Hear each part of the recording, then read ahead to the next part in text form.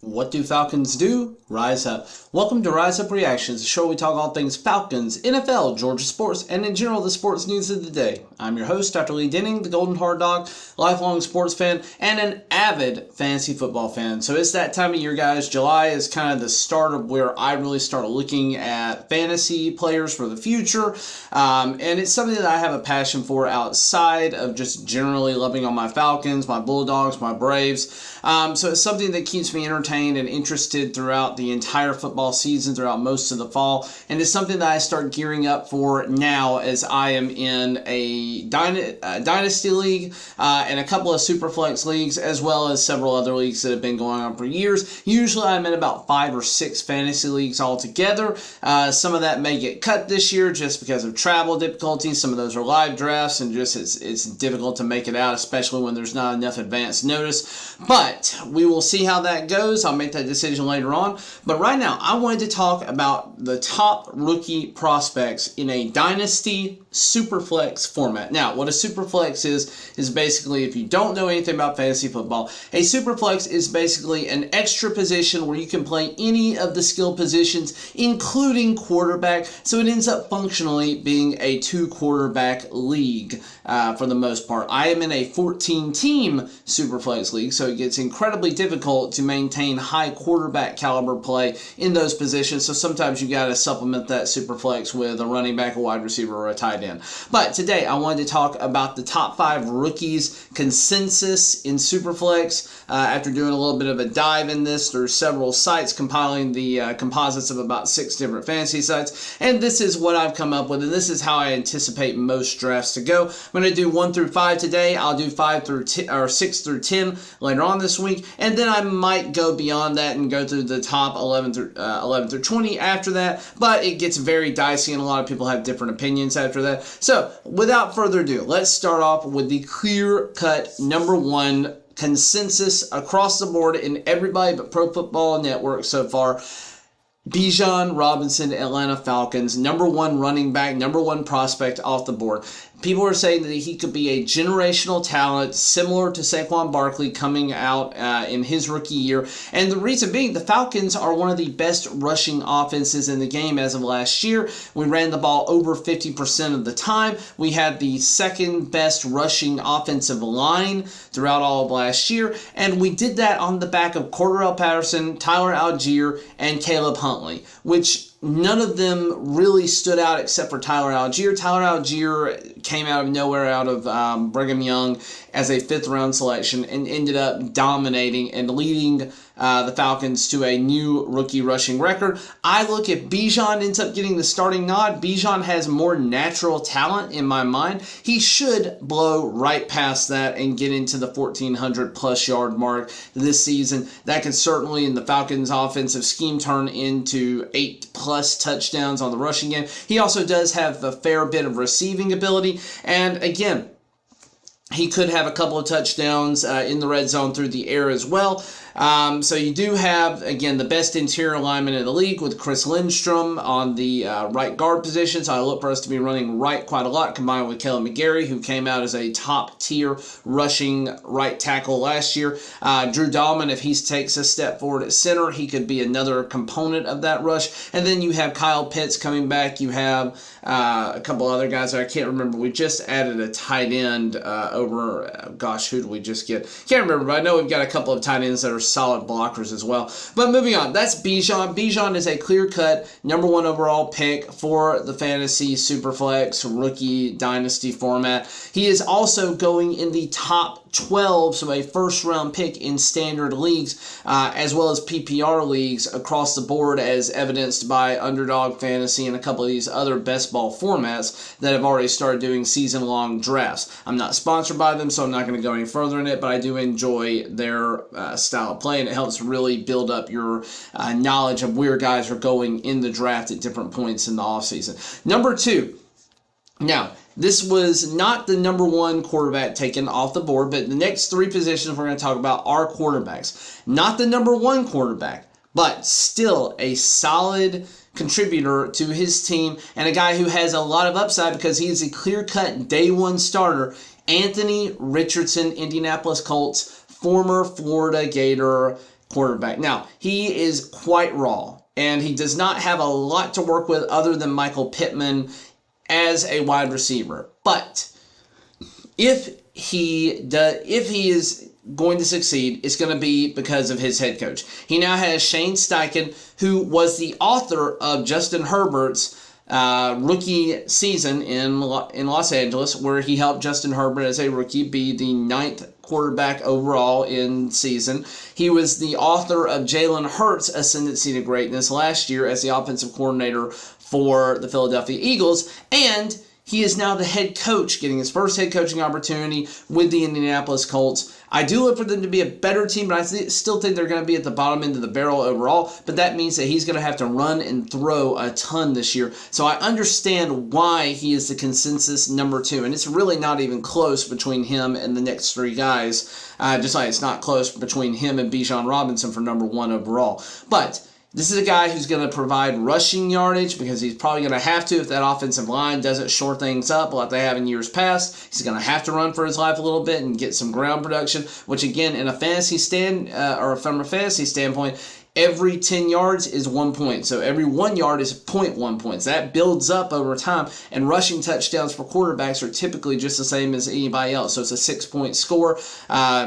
And then, again, passing touchdowns typically being a 4-point score format, unless your league has altered things. So, I think he is a solid overall number 2. Not the guy I would have predicted going 2 overall if I had gone based on the NFL draft, but certainly a guy who is a true boom or bust candidate. He is going to be a guy that's going to get at least a couple of seasons in Indianapolis, so you're going to have a guy that could at least be your QB2 or a, just plug-and-play flex option as needed, and could end up being QB1. Right now, he's being drafted as the QB11 in standard and PPR leagues, so that tells you where people think his ceiling is overall. I am not willing to draft him there. I'm not willing to draft him in a standard league as my number 1 quarterback, but in a Dynasty Superflex, yeah, I'm willing to take a shot on him as QB2 easily.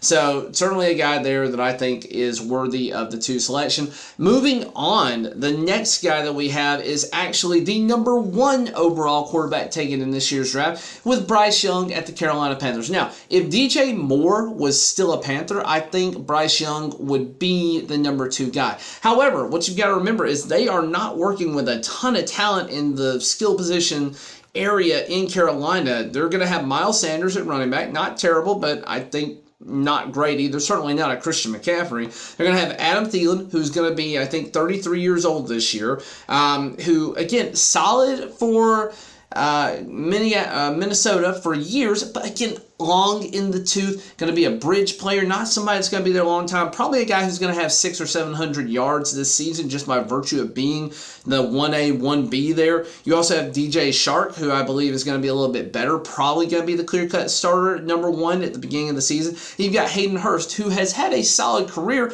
but has really only had 1 or 2 good seasons. Really with Atlanta is where he stood out when he was with us, and Matt Ryan was still running at peak form. They did draft Jonathan Mingo in the 2nd round, who I love and think will eventually be their wide receiver 1, but I think it's going to take him probably 6 to 8 weeks to build into that role and develop chemistry with Bryce Young. And then you also have Terrace Marshall, who really has not been good for them. They took him in the 2nd round a few years ago, and he has just been a disappointment. As somebody who has owned him as a later pick in a Dynasty League, he's not seen the field 1 time. He's not seen my starting lineup 1 time in his several seasons in the NFL. Even when he had some good games last year, I still had guys that were outperforming him. I don't really like him. So that's what I'm saying.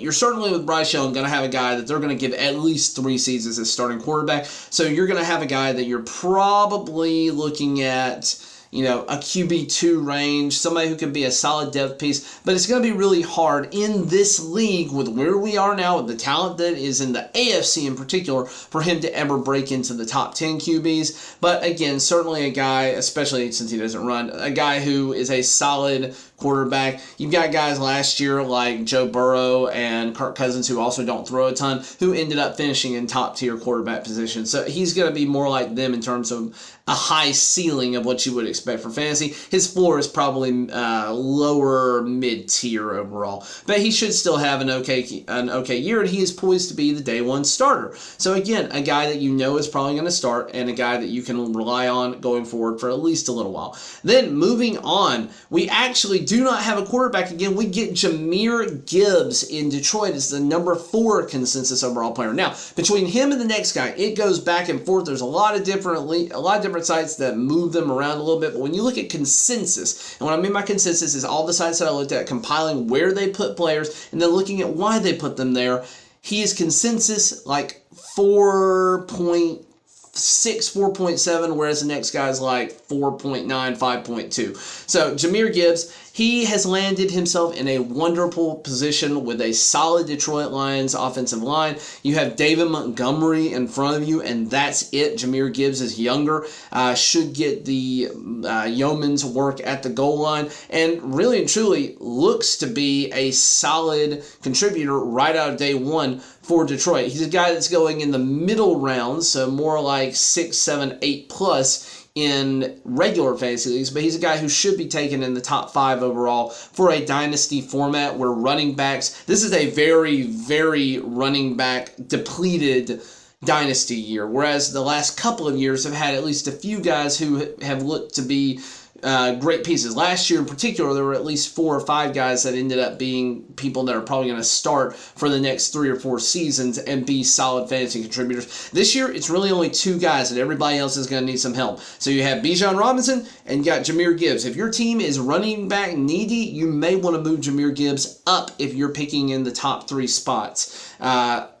Just behind Bijan Robinson. But again, a guy who probably is going to be solid overall. He's probably not going to be top 10 this year, but he could certainly be top 20, top 25, which would put him in a solid RB2, or, kind of early RB3 position from a fantasy standpoint. But I look for him to have a very good year, and certainly somebody that could finish in the top tier of running backs this year and be a surprise for you late in the draft, in regular drafts. And finally, let's move on to the number 5 pick. It's not really hard to see why this is here, but this is the consensus number 5 across the board. C.J. Stroud going to Houston. Houston is very similar to Carolina in that they don't have a lot of clear-cut options at wide receiver. They've got a lot of talent. They've got guys like Dalton Schultz, Andrew Beck, Robert Woods, Noah Brown, Steven Sims. Wide receiver, they brought in Devin Singletary at running back to shore up behind Dameon Pierce. But they still, and you're going to have John Mechie as well, who is coming off of fighting cancer and didn't play a single down as their number 12 overall pick last season.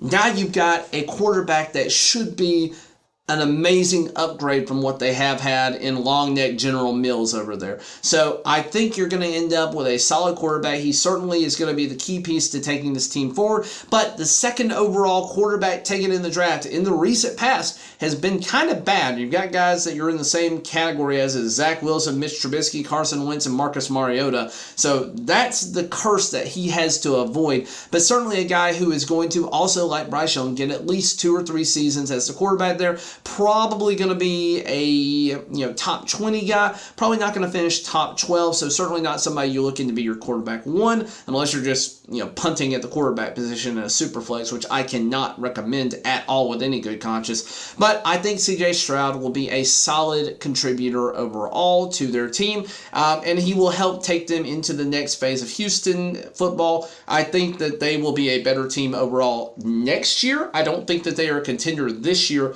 but within the next 2 years, they should, because of what they've done this year in the draft and because of the talent that they're adding, they should be a top contender for the AFC South within the next 2 or 3 seasons, and C.J. Stroud will be the reason for that. Personally, I think C.J. Stroud is a better quarterback than Bryce Young. I think he is a better quarterback than Anthony Richardson. But for fantasy purposes, you got to think about what's going to put points on the board for your team this year and then potentially for the future. I think he has the most potential to be the best of the 3.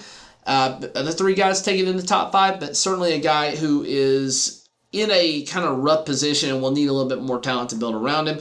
But that's all I've got for you right now. I'll talk about 6 through 10 later on this week. Everybody have a wonderful 4th of July, whatever your plans may be. Hopefully you don't get rained on like we're looking to get rained here in Georgia. But thank you for watching. I am trying to hit 500 subscribers by the end of the 2023 season. Would love for you guys to contribute to that, and just it would help you be notified of any videos that I'm putting out, and it helps me reach a larger audience. Thank you for the guys that have subscribed in the very recent past. I went from 128 all the way up to 146 in the course of like 2 weeks, which is big for me. I know that's small potatoes, but it's big for me, and I truly appreciate everybody who has joined in. Thank you for watching, liking, sharing, subscribing, and as always, rise up.